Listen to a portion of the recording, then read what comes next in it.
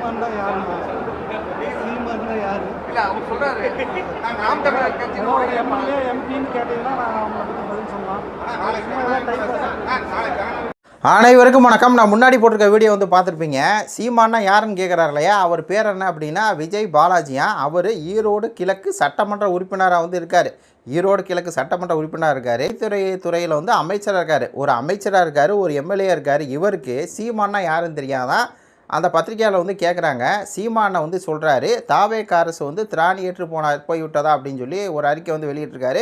அதை வந்து கேட்குறாங்க. இந்த மாதிரி சேலம் பக்கத்தில் ஒதியத்தூர் அப்படிங்கிற ஊர், அங்கே வந்து அண்ணா அம்பேத்கர் சிலை வந்து வைக்கிறாங்க, பட்டியலின சமூகம் வைக்கிறாங்க. உடனே அங்கே இருக்கக்கூடிய இன்னொரு சமூகம் வந்து எதிர்க்குது, அங்கே பிரச்சனை வந்துருக்கு. அதுக்கு அண்ணன் சீமான் வந்து கேட்குறாரு, இந்த சாதாரண பிரச்சனையை கூட தீர்க்கிறதுக்கு ரெண்டு பக்கம் வந்து பேசி தீர்க்கிறதுக்கு திராணி இல்லாமல் போயிடுச்சா இந்த தாவேக அரசு அப்படின்னு சொல்லி சீமான் வந்து கேட்டிருக்காரு. அதுக்கு பதில் சொல்ல உங்கள் கொள்கை தலைவர் தானே அம்பேத்கர், அவருக்கு மேலே நீங்கள் கொண்டிருக்க பற்றி தானே அப்படின்னு சொல்லி அதுக்கு பதில் சொல்ல துப்புக்கட்ட திராணியற்ற. ஆமாம், இவருக்கும் திராணி இல்லை, விஜய் அரசுக்கு அந்த பிரச்சனையை தீர்க்கிறதுக்கு திராணி இல்லை.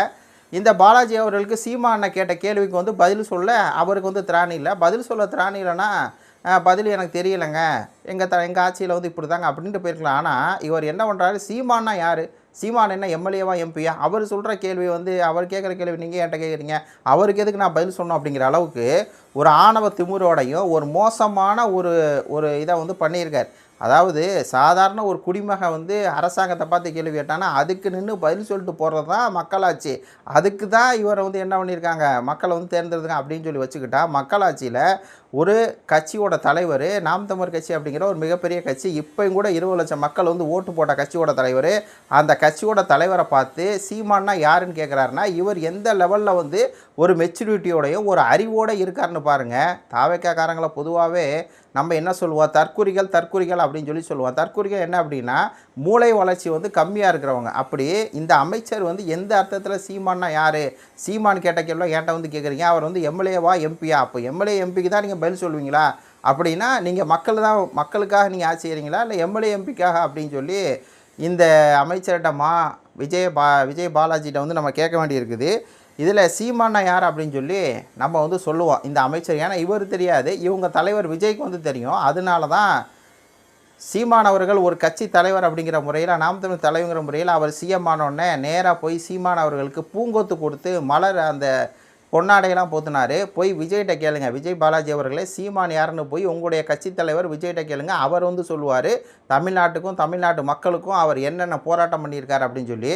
இதில் உங்கள் தலைவர் இருக்கார்ல விஜய், அவர் வந்து கத்தி அப்படிங்கிற ஒரு படம் எடுக்கிறாரு. அந்த படம் வந்து 2014 காலகட்டத்தில் அப்போ வரும்போது அந்த படத்தோட ப்ரொடியூசர் லைக்கா அவங்க இலங்கையிலுடைய ராஜபக்சேவோட வந்து இந்த கம்பெனி டீலிங்கெலாம் இருக்குது அப்படின்ட்டு அந்த கத்தி படத்தை தடை பண்ண வந்து எல்லாம் சொல்லிட்டுருக்கும்போது சீமானவர்கள் தான் அதில் விஜயோட உழைப்பு இருக்குது, அந்த படத்தை ரிலீஸ் பண்ண சொல்லி ஒற்றை ஆளாக வந்து குரல் கொடுத்தது. அதே மாதிரி தான் சர்க்கார் படத்தை இலவச பொருட்களை எடுத்துட்டாங்க, கோமலவள்ளின்னு சொல்லி ஜெயலலிதா அவர்கள் இழிவுபடுத்திட்டாங்க அப்படின்னு சொல்லி அதிமுக அரசு படத்தை வந்து ஓட விடாமல் அப்படி இப்படி பிரச்சனை பண்ணப்போ ஒற்றை மனுஷன் சீமான் தான் குரல் கொடுத்தாரு.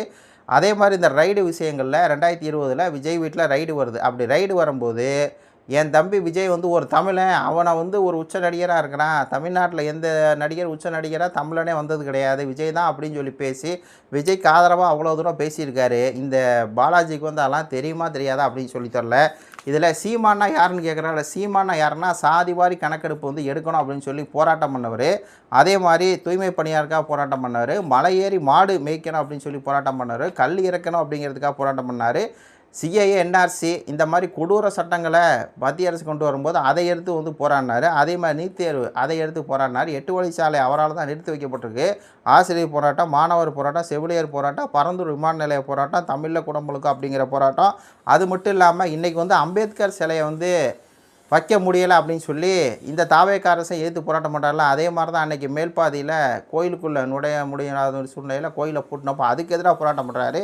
அதே மாதிரி வேங்கவையில் அந்த மலம் கலந்துட்டாங்கன்னா அதுக்கும் சீமான போராட்டம் பண்ணார். 7 தமிழர் விடுதலைக்கும் போராட்டம் பண்ணுறாரு. மீனவர் போராட்டம், மாணவர் போராட்டம், அதே மாதிரி இந்த அஜித்குமாருடைய ஆணவ படுகொலை, சாம்சங் ஊழியர்களுக்கு உண்டான போராட்டம், இது எல்லாத்தையும் விட தமிழர் தமிழ் தேசியம் அப்படின்னு சொல்லி போராட்டம், இலங்கை தமிழருடைய அந்த மே 18 மாவீரர் நாள் எல்லாத்தையும் வந்து தமிழ்நாட்டில் தமிழ் மக்களுக்காக எந்த உரிமைக்காக சீமான் போராட்டம் எல்லா உரிமைக்காகவும் சீமான் போயிருக்கார். சீமான் வந்து கடந்த 20 வருஷமாக களத்தில் இருந்து மக்களுக்காக மக்கள் பணி செஞ்சு மக்களுக்காக உழைச்சிக்கு இருந்த ஒருத்தரை நீங்கள் யாருன்னு கேட்குறீங்க அப்படின்னா, நீங்கள் யார் அப்படின்னு சொல்லி நான் கேட்டால் என்ன ஆகும்? அசிங்கமாக போயிடும். ஏன்னா நீங்கள் யார்?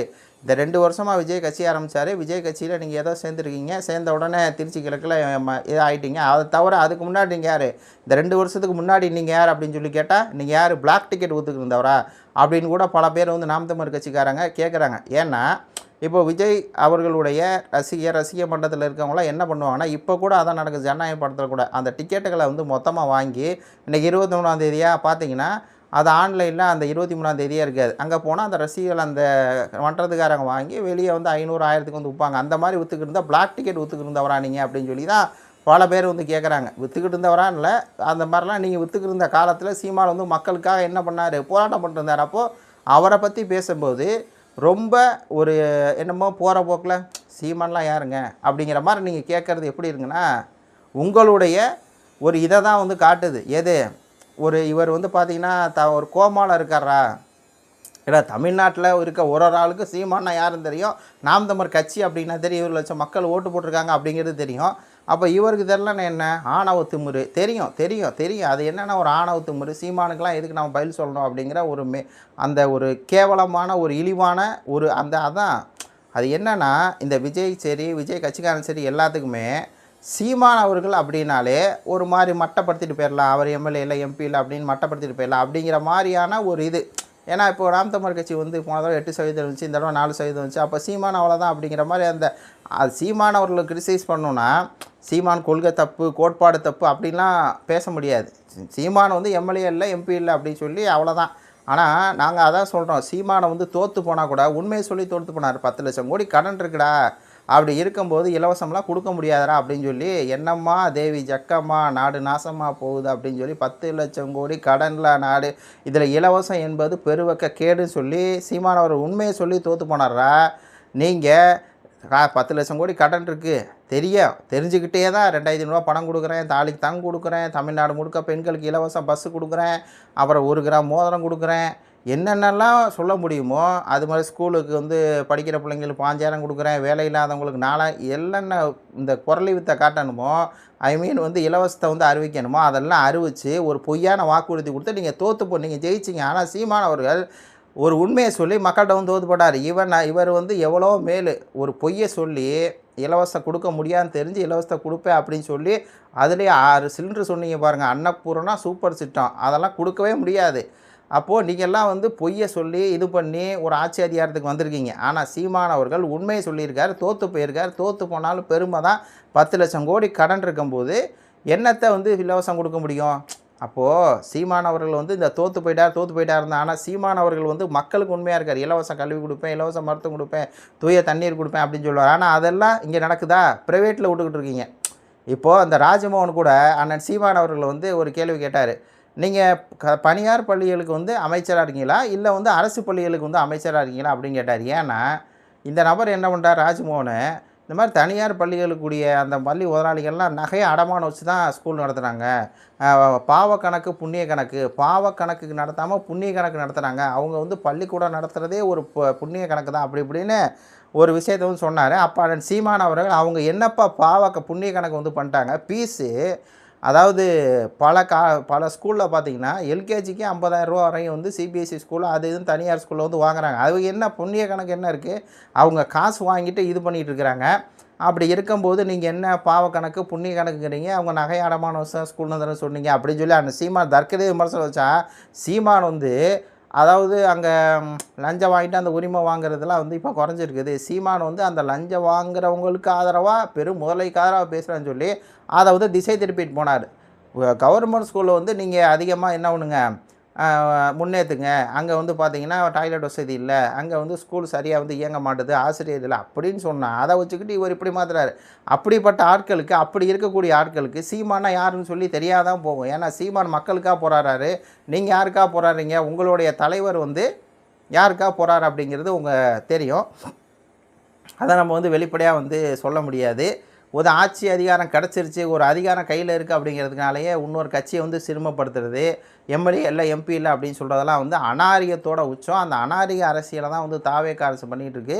இந்த விஷயத்தை நம்ம வந்து வன்மையாக கண்டிப்போம். சீமான் அப்படின்னா 5 வருஷமாக களத்தில் நிற்கிற போராளி அப்படிங்கிறதையும், நாம் தமிழர் கட்சியோட தலைவர் அப்படிங்கிறதும், அதே மாதிரி இலங்கை தமிழுக்காக போராடினவர் அப்படிங்கிறதும் எல்லாத்துக்குமே தெரியும். இந்த மாதிரி தெரியாதவங்களை நம்ம என்ன சொல்லணும் அப்படின்னா அப்படின்னு தான் சொல்லணும். அது சொல்லிடலாம். என்ன அமைச்சராக இருக்கார் அப்படிங்கிறனால சொல்லாமல் இருக்கோம். கருத்துக்களை சொல்லுங்கள். நன்றி, வணக்கம்.